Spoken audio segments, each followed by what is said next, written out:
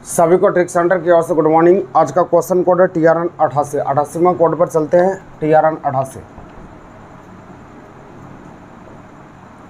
सवाल नंबर 1 कहता है कि एक वस्तु का विक्रय मूल्य 20% कम करने पर उसके बिक्री 80% वृद्धि हो गया, यानी 20% कम गया, 20% माइनस में गया, तो उसकी बिक्री 80% बढ़ गया, 80% ये प्लस हो गया। ठीक है, तब कहता है यहाँ पर तो वास्तविक बिक्री में क्या प्रभाव पड़ा। तो आपको हम बताएं, ये माइनस हो गया तो माइनस लिख दिए, ये प्लस हो गया तो ये प्लस लिख दिए। अब प्लस माइनस माइनस होता है, माइनस करिए 20 का 80% कर लेते हैं। बस इसी को हल करना, आपका उत्तर हो जाएगा। ये जीरो खत्म हो गया। अब ये हो जाएगा 60, प्लस में 60 आ गया, ये माइनस में 16 आ गया। बस इसको हल करना, 10 में हो गया ये 4, ये बच गया 5, 5 में से गया 4, 44% ये प्लस में आया, 44% वृद्धि हो जाएगा। ये आंसर होगा। या आप बना सकते हैं 20% कम को 80 भी लिख सकते हैं, 80/100, और यहाँ पर 80% वृद्धि की 180/100। ये जीरो खत्म हो गया, 144/100 लिख सकते हैं, तो 44% की वृद्धि हो जाएगा। ये उत्तर होगा, ये आंसर होगा। चलिए अगले नंबर सवाल पर आते हैं। सवाल नंबर 2 पर आइए। एक प्रेक्षागृह में सीटों की संख्या में 25% वृद्धि हो गया तथा उसके टिकटों में 12% की वृद्धि हो गई। ये चीज़ को समझिएगा डायरेक्ट बनाने के लिए, क्योंकि ये समय को बचाएगा। तो सवाल नंबर 2 कहता है प्रेक्षागृह में 25% ये प्लस हो गया, और यहाँ पर सवाल कहता है अगला 12% की वृद्धि हो गया, दोनों प्लस से प्लस है। तो 25 12 डायरेक्ट लिख सकते हैं, 25 + 12 प्लस 25 प्लस प्लस प्लस होता है 25 का 12%। बस इसी को हल करना और कुछ नहीं करना। अब ये 25 12 हो गया 7, यहाँ पर 3 37, और यहाँ पर 12 पंजे 60 के 0 बाकी 6, 12 दूना 24, 130, 30 हो जाएगा। ये 100 हो गया। अब इसको हल करते हैं, 37 + 3 40% की वृद्धि हो जाएगा। ये आंसर हो 40% वृद्धि। चलिए आगे बढ़ते हैं। सवाल 3 पाते हैं। इसी तरह आपको बनाना है, क्योंकि आपको हम सिखा चुके हैं, इस तरह सिखा चुके हैं, अब बना सकते हैं। सवाल 4 पर आइए। 3 नंबर सवाल कहता है 25% वृद्धि और 25% कमी में क्या होगा। आपको हम बताएं सवाल नंबर 3 को 25% प्लस और 25% माइनस। जब इस प्रकार का सवाल है तो r² 100 ये सूत्र बता चुके हैं। r² 100 मतलब 25 का स्क्वायर, 25 गुना 25/100। बस इसी को हल करना। हर हमेशा कमी होगा, कभी वृद्धि नहीं होगा। 625 6.25 ये कमी में चला जाएगा, कभी भी वृद्धि नहीं होता। जैसे 30 वृद्धि 30 कमी होगा, 30 का स्क्वायर 900 कर लेंगे, 900/100 कर लेंगे, 9% की कमी हो जाएगा। इस तरह बनाना आप। चलिए आगे बढ़ते हैं। सवाल में आपका है 6.25 मतलब 6.1 आंसर हो जाएगा। सवाल नंबर 4 कहता है एक व्यापारी अपने तराजू के माध्यम से 10% खरीदते समय घोटाला करता है। 10% खरीदते समय घोटाला किया मतलब लाभ हो गया, 110 हो गया। फिर बेचते समय भी 10% का घोटाला किया तो लाभ हो गया। तो 10 10 20 21 डायरेक्ट 121/100 कर सकते हैं। 21% की वृद्धि हो जाएगा, 21% का लाभ हो जाएगा। ये उत्तर हो गया, ये आंसर हो। या मन कर सकते हैं 10 10 20, 10 का 10%, 1 होता है 21 हो गया। चलिए आगे बढ़ते हैं। अगले सवाल पर आते हैं। सवाल 5 नंबर सवाल कहता है एक का वेतन 10% बढ़ाया गया, फिर 10% घटाया गया। 10% बढ़ा दो, 10% घटा दो, r² 100, यानी यहाँ पर सवाल नंबर 5 10% बढ़ा दो, 10% घटा दो, मतलब 10 का स्क्वायर 10 गुना 10/100 करोगे तो 1, ये जीरो खत्म होगा, 1% की कमी होगा। ये उत्तर हो। इतना ही काम करना। या आपको डायरेक्ट पता है 10 गुना 10 बराबर 1 गुना 1, 1% की हानि। जैसे 20 से रहेगा तो 20 से रहेगा तो 2 गुना 4, 4% की हानि। 30 से रहेगा, 30 वृद्धि 30 कमी रहेगा तो आपका 9% की हानि हो जाएगा। ऐसे बनाना है। अगले सवाल की ओर आएंगे। सवाल 20% पहले 20% कम और 20% वृद्धि कर दिया तो यहाँ पर 4 हो जाएगा, आपका 4% कमी हो जाएगा। पहले सवाल नंबर 6 को देखिए। 6 नंबर सवाल यहाँ कहा 20% कम माइनस, उसके बाद बोला 20% प्लस, तो प्लस माइनस है 2 गुना 4, 4% की कमी डायरेक्ट लिख सकते हैं। लेकिन यहाँ पर बोला कि 20 रुपया कम हो गया तो 4 का वैल्यू 20 है, यानी जिसका वैल्यू उससे भाग दीजिए। तो आंसर बोला मूल संख्या 100 पर होता है। 100 पर इसको 5 बार में काट सकते हैं, 500 आंसर होगा। यह उत्तर 500 होगा। सवाल में आपका है 7 पर आते हैं 20% वृद्धि और 20% कमी, 4% कमी हो जाएगा। ये कई बार आंसर हो गया, 4% कमी हो गया।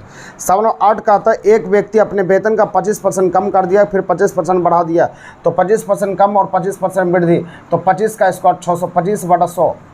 बस यही होगा 6.25। इस सबको देखना, आंसर मारने तुरंत आंसर हो गया। 6.25 की कमी हो जाएगा, कमी में आंसर हो जाएगा, कम हो जाएगा, कभी लाभ नहीं होता है। अगला है 1 घन का 50%। ये पिछला भी सवाल में था, इसका आंसर देंगे। आंसर क्या आता है किसी वर्ग की एक भुजा में 30% बढ़ा दिया गया, इसके क्षेत्रफल उतना ही रखने के लिए दूसरी भुजा में कितने % कटौती करनी होगी। तो आपको ये बताए हैं कमी या वृद्धि। सवाल नंबर 10, कमी या वृद्धि गुना 100, कमी करना है 100 माइनस कीजिए और वृद्धि करना है 100 प्लस, और कुछ नहीं करना। सवाल यहाँ कहा कि 30% बढ़ा दिया गया, 30 गुना 100, 30% बढ़ाना मतलब 130, बस इसी को हल करना, यानी 300/13, 300/13 जिसमें होगा वही आंसर होगा, उसी का आंसर मारना है। ये कोई भी आंसर नहीं मिल रहा है, ये गड़बड़ ऑप्शन दिया, 300/13 आपका आंसर हो जाएगा। अगला सवाल बोलता है यदि किसी वृत्त के व्यास में 100% की वृद्धि किया जाए तो उसका क्षेत्रफल, तो क्षेत्रफल पूछा 11। क्षेत्रफल क्या होता है? Pi square. पाई का तो कोई मतलब नहीं, पाई को हटा देते हैं क्योंकि पाई कांस्टेंट राशि है।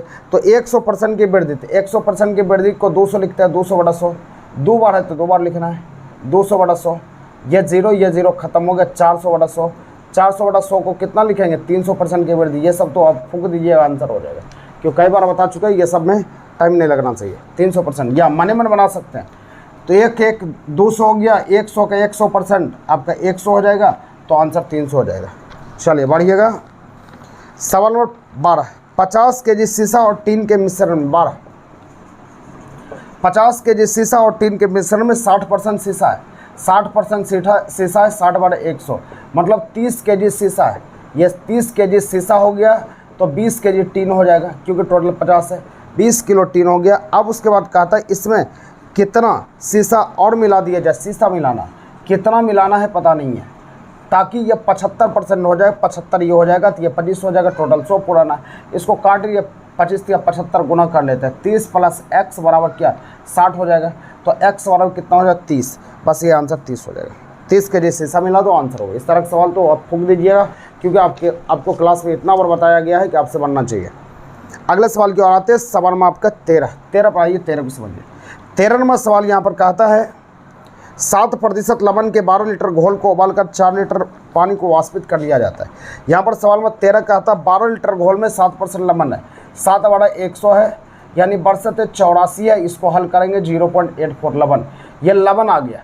अब लवण में से 4 लीटर पानी को उड़ा दिया, तो लवण जितना था उतने रहेगा, तो लवण गुना 100, लवण गुना 100 बटा शेष जितना बचेगा उसको डालिए, आंसर होगा।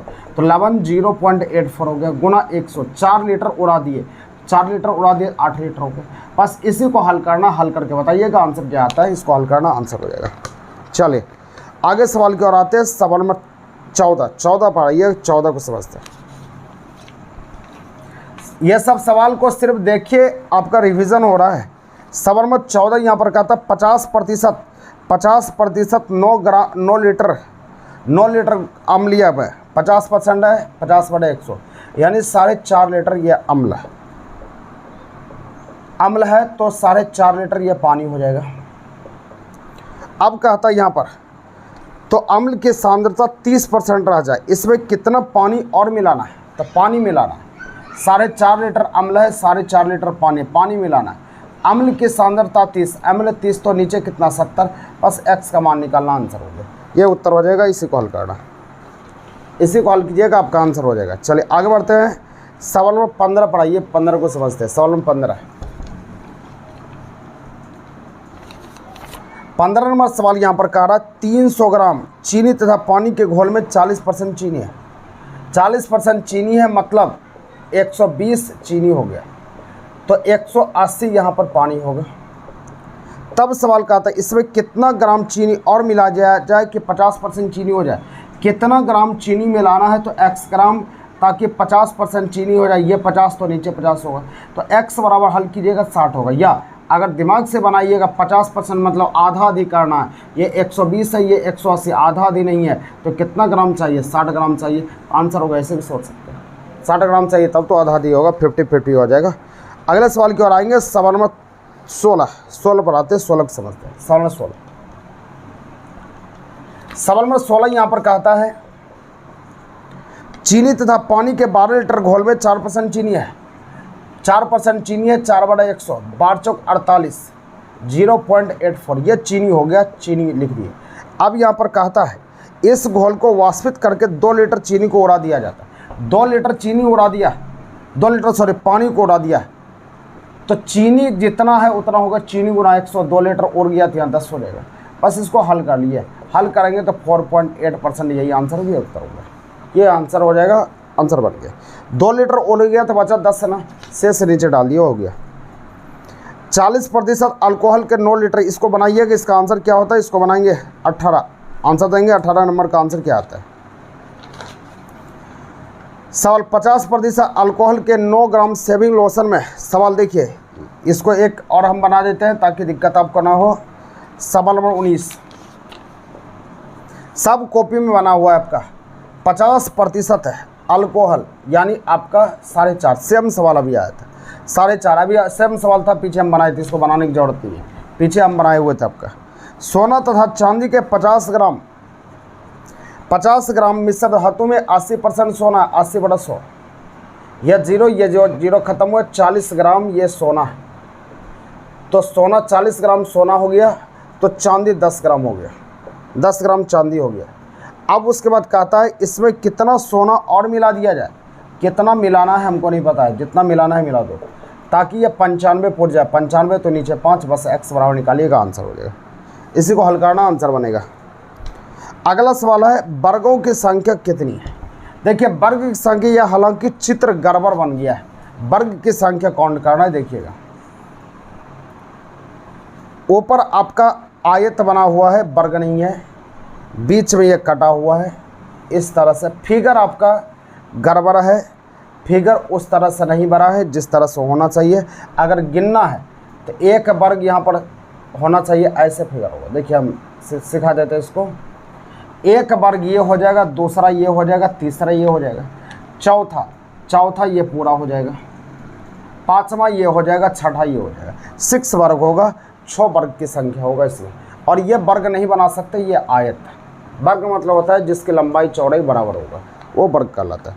अगला सवाल है विषम को छांटिए। ऑप्शन नंबर डी हो जाएगा। देखिए सब सटा हुआ है, ए नंबर सटा हुआ है, सर्किल है, बी नंबर वर्ग सटा हुआ है, सी नंबर त्रिभुज सटा हुआ है, डी नंबर ये हटा हुआ है, इसलिए आपका आंसर डी होगा। सवाल नंबर 23 पर आते, 23 को समझिए। 23 नंबर कहता सुधा पुष्पा से लंबी है, सुधा पुष्पा से लंबी है, तो सुधा पुष्पा से लंबी है, ऐसे होना चाहिए। सुधा पुष्पा के आगे हो गया, लंबी हो गया, लेकिन मालती से नाटी, इसका मतलब मालती आ गया,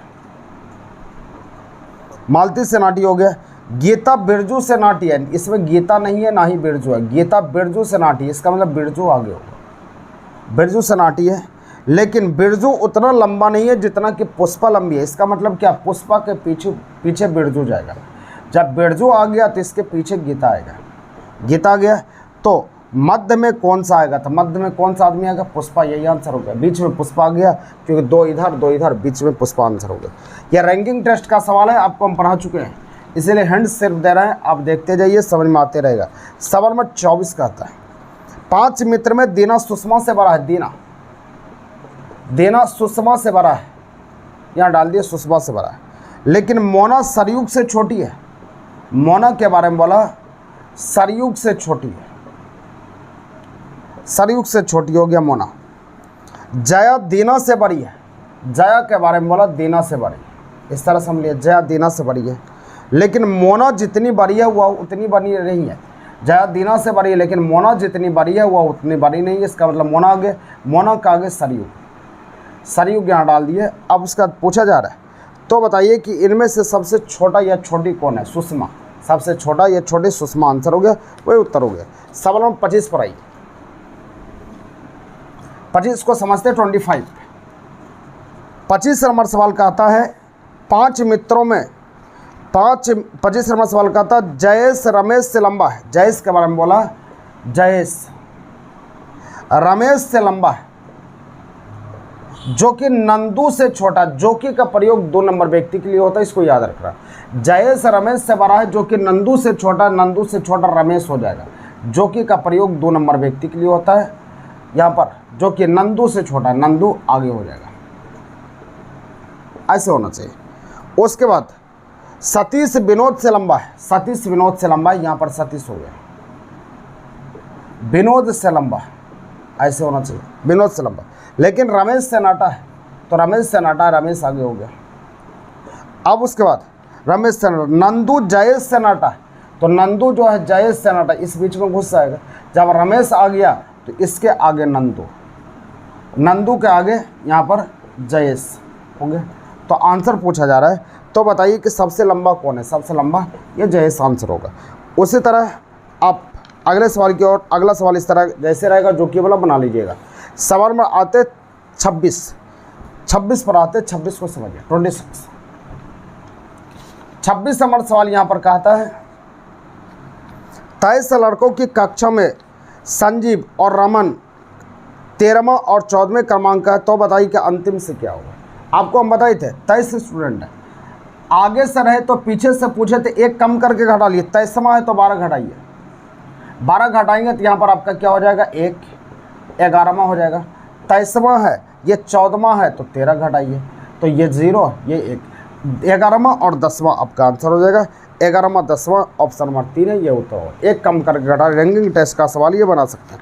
किसी स्कूल के वार्षिक परीक्षा में कपिल का क्रमांक ऊपर से 13वां नीचे से 26वां है। सवाल नंबर 28, कपिल का क्रमांक ऊपर से 13वां और नीचे से 26वां, तो टोटल कितना 39। लेकिन क्या एक कम होगा, तो टोटल स्टूडेंट 38 होगा, क्योंकि कपिल ऊपर से 13वां नीचे से 26वां, टोटल 39 होगा। लेकिन कपिल को 2 बार काउंट किए तो 38 स्टूडेंट हो गया। और 6 विद्यार्थी इस कक्षा में अनुत्तीर्ण हुआ, 6 को फेल हो गया। इसका मतलब बैठा था कितना, 44। तो हमको पूछा जा रहा है कुल विद्यार्थियों की संख्या कितना है, 44। यह उत्तर हो गया 44। सवाल में 29 पर आइए, 29 को समझते हैं। 29 नंबर सवाल यहाँ कहता है 29 बच्चों की कतार में हरि का क्रमांक बाएं से 11वां, हरि का क्रमांक लेफ्ट से 11वां है, और मंजुला का क्रमांक दाएं से, मंजुला राइट से आपका है 17वां। जब ये दोनों आपस में अपना स्थान अदल बदल कर ले तो हरि का क्रमांक बाएं से 13वां, तो बाएं से 13वां, हरि का क्रमांक बाएं से 13वां हो गया, लेफ्ट से 13वां। तो बताइए कि मंजुला का क्रमांक दाएं से क्या, कुछ नहीं करना। कितने के वृद्धि हो गए, 2, तो 2 के वृद्धि इसमें कर लीजिए, तो दाएं से 19वां हो जाएगा। ये उत्तर होगा 19वां, और कुछ नहीं करना है, 19वां आंसर हो गया। इतना ही काम करना है। और 30 नंबर कई बार आपको हम बता चुके हैं, 30 का आंसर चाहिए हमको कि 30 का आंसर क्या होता है, इसको बनाएंगे। 31 नंबर सोचिए, इस तरह से फिगर बना हुआ है ऐसे, तो इसको आपको क्या कर दिया, इस तरह से बना दिया, इस तरह से बना दिया। तो हमको यहाँ पर बोला कि इस तरह से है, इस तरह से है, तो इसका फिगर क्या हो। सोचिए ज़रा कि आप दिमाग लगा सकते हैं कि इस तरह से था तो आपको ऐसे उल्टा दिया, यानी कि उल्टा कर दिया, नीचे था तो ऊपर कर दिया, ये बाएं था तो दाएं हो जाएगा, तो फिगर इस तरह से बन जाएगा आपका। तो फिगर ऐसे बना लीजिए ना, फिगर इस तरह से बनेगा आपका, फिगर ऐसे बन जाएगा, चेंज हो जाएगा। तो चेंज होने के बाद किस में ऐसा दिख रहा है, तो चेंज होने के बाद आपका इसमें कोई भी तो दिख नहीं रहा है, कोई भी इसमें ऑप्शन ही नहीं दिख रहा है। तो इसका ऑप्शन या दूसरे तरह से सोच सकते हैं, या नीचे है तो ऊपर जस्ट अपोजिट कर दिया, ऊपर कर दिया, तो इसको नीचे इस तरफ से तो जस्ट अपोजिट नीचे करना पड़ेगा। तो नीचे कर दीजिएगा तो तब आपका ऑप्शन नंबर ये हो जाएगा। ऐसे भी सोच सकते हैं, नीचे है तो ऊपर कर दिया, तो इसको नीचे करेंगे तो ऐसे फिगर बन जाएगा आपका, ऐसे बन जाएगा। तो ये ऑप्शन होगा, क्योंकि ये ऑप्शन है नहीं आपका, नहीं है ऑप्शन, तो ऑप्शन नंबर ए हो जाएगा, ए आंसर हो गया। सवाल नंबर 33 पर आइए, 33 को बनाते हैं। 33 नंबर सवाल बोलता है √3 प्लस √3 इन्फिनिटी तक गया। इसका सूत्र होता है √4a + 1/2, ये होता है √4a + 2/2 हो गया। अगर अंदर में प्लस रहा तो एक एक्स्ट्रा जोड़ना पड़ेगा, अगर अंदर में माइनस रहा तो एक घटाना पड़ेगा। बस कुछ नहीं कीजिए, बस इसको लिखिए √4 × 12, 12 × 13/2 + 1, बस ये उत्तर होगा, ये आंसर होगा। इस तरह जिसमें लिखा है वही आंसर होगा, ऑप्शन नंबर सी, ये आंसर बनेगा। अगला सवाल 34 पर आइए, 34 को समझिए। 34 सवाल नंबर 34 यहाँ पर कहता है 18 पर पावर 15 का अभाज्य गुणनखंड, कुछ नहीं करना, इसको तोड़ना है। 3 × 9 2 × 18, इस पर पावर 15 कितना बार में टूटा, 1 2 3 बार में टूटा, तो 3 से गुना पावर को कर लिए। तो 15 गुना 3 बराबर 45, ये उत्तर होगा, ये आंसर होगा। और कुछ नहीं करना, 45 अभाज्य गुणनखंडों की संख्या 45 हो जाएगा। अगला सवाल है 35 नंबर है 42 पर पावर 13 का अभाज्य गुणनखंड। 7 छक 42, 7 छक 42, 7 दूना 14, जितना बार टूटेगा उतना लिखना पड़ेगा। इस पर पावर 13 3 बार है, 13 39, बस ऊपर गुना कर लेना, उतने से 39 इसका आंसर होगा, 39 बन जाएगा। कोई ऑप्शन नहीं है, 39 आंसर होगा, क्योंकि 7 छक 42 हो जाएगा, 3 वहाँ ऊपर पर 13 39 हो जाएगा, आंसर हो गया। सवाल नंबर 36 पर आइएगा। 36 का आता क्या, यहाँ देखिए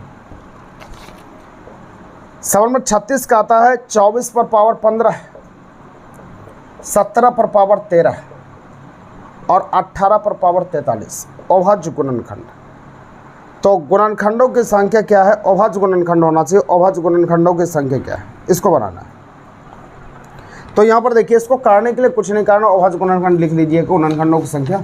अब देखिए यहाँ पर करने के लिए क्या कर सकते हैं, 8 गुना 3, 2 पर पावर 3 गुना 3, क्या लिख सकते हैं, इस पर पावर 15, 17 पर तो 17 होगा, और यहाँ पर 18, 3 3 9 दोनों 18, इस पर पावर 14। अब यहाँ 2 पर पावर 3 है और यहाँ पर 1 है, तो यहाँ 15 45 और ये 15, 45 15 60 हो जाएगा, क्योंकि ये 3 बार में टूटा, 1 बार में ये टूटा, 15 चौके 60 लिख सकते हैं, जोड़ लीजिए। 17 तो नहीं टूटा, 13 हो गया। अब 2 बार ये और 1 बार ये, 3 बार, तो 3 से गुना 14 गुना 3 कर लिए, ये 34 42 हो जाएगा, बस जोड़ लीजिए आप। तो जोड़िए, 3 2 5, 5 यहाँ पर और यहाँ पर 5 हो गया, 6 5 11, 115। तो 115 आपका आंसर होगा, 115 ऑप्शन नंबर कोई नहीं है, 115 नन ऑफ दीज आंसर हो जाएगा, कोई भी 115 नहीं है, यही आंसर हो जाएगा। 115 3 बार में होगा, ठीक है, बिल्कुल 115 होगा, यही आंसर होगा। चलिए अगले सवाल की ओर आते हैं। सवाल 37 पर आते हैं। अभाज्य गुणनखंड मतलब होता है सबको तोड़ लिया आप, तो सबको तोड़ने के बाद जो आपका आ गया वही उत्तर हो जाएगा, वही आंसर हो जाएगा। अगले सवाल की ओर आते हैं। अगला सवाल कहता है 37 नंबर समझ लिया आप, हम आपको बता देते हैं। x इसमें प्लस प्लस दोनों होता है, क्योंकि इसको x बोलते हैं, इसको x डैश बोलते हैं, माइनस वाला का पार्ट y बोलते हैं, इसको y डैश मतलब माइनस होता है। ये घर जो होता है ये प्लस और ये भी प्लस, तो प्लस प्लस हो गया। ये घर हुआ माइनस हुआ, x पहले लिखते हैं फिर y लिखते हैं, इसलिए माइनस प्लस हो गया। अब ये घर दोनों माइनस माइनस है तो माइनस माइनस हो गया, और ये घर ये प्लस x का हो गया और ये माइनस का हो गया, ऐसे होता है। तो पूछा जा रहा है कि यहाँ पर सवाल कहता -2 और -3 को मिलाने वाले। अब यहाँ पर सवाल कहता ये दूसरा चीज़ कह रहा है, दूसरा चीज़ का रेखाखंड की लंबाई किस अनुपात में विभाजित करेगा, ये कह रहा है। पहले चलिए इसको भी समझ लिया आप। इसको समझने के लिए बोला जाता है कि अगर कहता कि किस क्वाड्रेंट में होगा, तो इस क्वाड्रेंट को आपको याद रखना है कि पहला में दोनों प्लस, दूसरा में माइनस प्लस, तीसरा में माइनस माइनस और चौथा में प्लस माइनस। यहाँ पर वो नहीं पूछा जा रहा है, ये दूसरा चीज़ पूछा जा रहा है। इसके लिए सूत्र काम करेगा, सूत्र बनाइएगा तब आंसर आपका आएगा। सूत्र को समझिएगा तो फिर आप बना सकते हैं सवाल को। चलिए सूत्र को हम लिखने का प्रयास करते हैं, इसको मिटाते हैं। सवाल को समझिएगा। सवाल कहता क्या है, ये एडवांस का सवाल है। सवाल कहता है यहाँ पर 38 नंबर सवाल यहाँ पर बोल रहा है कि 4 -4 और 2 और यहाँ पर 8 और 3 y अक्ष को, y अक्ष हो गया, ये 2 पॉइंट है, किस अनुपात में विभाजित करेगा। यानी m और n अनुपात में विभाजित कर लिया, तो इस पॉइंट का किस अनुपात में विभाजित करेगा, mn का मान चाहिए। तो देखिए इस पॉइंट का क्या नियामक होगा, y अक्ष पर x एक्सिस 0 होता है, ये 0 और y का मान कुछ होगा, तो इसको x बोलते हैं, इसको y बोलते हैं। x का मान 0 होगा, तो x का मान के लिए यहाँ x बराबर होता है, x का क्वाड्रेंट x क्वाड्रेंट बराबर होता है। यहाँ पर ध्यान रखना है कि mx2 यहाँ पर इसको x2 बोलते हैं, mx2 प्लस nx1, इसका इसमें गुना होगा, इसका इसमें गुना होगा, nx1।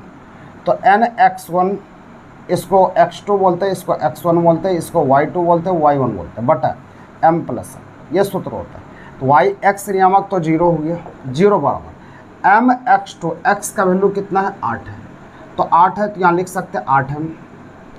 अब यहाँ पर एन एक्स वन, एक्स का वैल्यू -4 है तो यहाँ पर -4n लिख दिए बटा m प्लस n, तो m प्लस n है तो m प्लस यहाँ n डाल दिए, ये तो 0 हो जाएगा। तो 0 बराबर आप लिख सकते हो 0 बराबर 8 इधर ले आते हैं, तो 0 बराबर हम लिख सकते हैं 8m -4n। तो यहाँ पर आप m बटा n से ज्ञात कर लो, अनुपात वो निकल जाता है, इसको 8 इधर ले आते, 8m बराबर क्या 4n लिख सकते हैं, ये 2 बार में काट सकते हैं। m बटा n बराबर क्या लिख सकते हैं 1/2, तो आपका उत्तर हो जाएगा 1/2, 1/2 आंसर हो गया, 1/2 ऑप्शन नंबर डी है, डी आंसर हो गया। चलिए अगले सवाल की ओर आते हैं, एक दो बार इसको समझिए, जो एडवांस पर है उसे समझ में आएगा, अन्यथा नहीं आएगा। सवाल नंबर 39 का आता है, 39 नंबर सवाल यहाँ पर बोला जा रहा है 1 और 4, 3 और 8, इसको x1 बोलते हैं, इसको y1 बोलते हैं, इसको x2 बोलते हैं और इसको y2 बोलते हैं।